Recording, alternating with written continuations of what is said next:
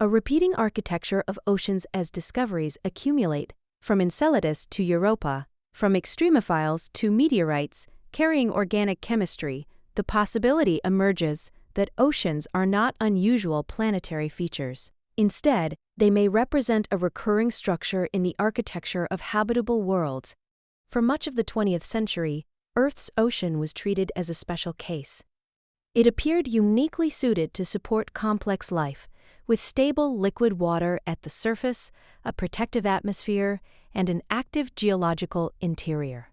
Yet the expanding catalog of ocean worlds suggests that the conditions necessary for long-lived oceans may arise more often than once believed.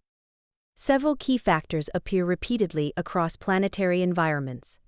Liquid water forms when sufficient heat prevents freezing.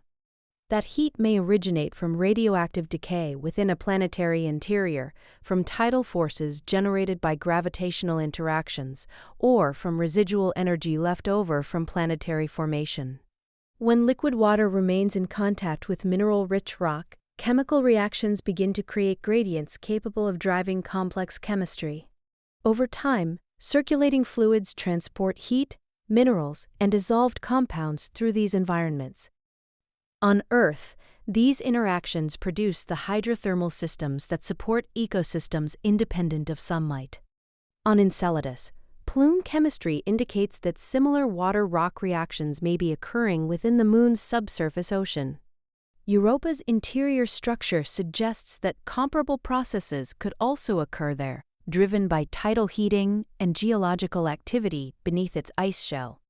Taken together, these findings suggest that the combination of water, heat, and rock may generate chemically active ocean environments across multiple planetary bodies. The specific chemistry and temperature conditions will vary, but the underlying architecture appears consistent. In that sense, Earth's ocean may represent one instance of a broader planetary pattern. This idea does not imply that all ocean worlds contain life. Many may remain chemically active but biologically sterile. However, it does suggest that environments capable of sustaining long-term chemical disequilibrium, one of the central prerequisites for life, may be widespread within planetary systems. The concept of planetary habitability therefore expands. Instead of focusing only on narrow surface conditions, scientists increasingly consider the possibility that life-supporting chemistry might develop within hidden oceans beneath ice, deep underground, or in environments shielded from the harsh conditions of space. Ocean worlds provide one of the most compelling examples of this shift. A thick ice shell may isolate the ocean from the vacuum of space, while internal heat maintains liquid water and chemical circulation beneath the surface. Such environments could remain stable for millions or even billions of years. This stability matters. Life as understood on Earth requires time for chemistry to organize itself into increasingly complex systems, and for those systems to evolve. If oceans represent long-lived chemical engines within planetary bodies, they may provide precisely the kinds of environments where such processes can unfold. Viewed from this perspective, Earth's ocean becomes part of a larger story. The sea that covers most of our planet may not be an isolated phenomenon produced by unique circumstances.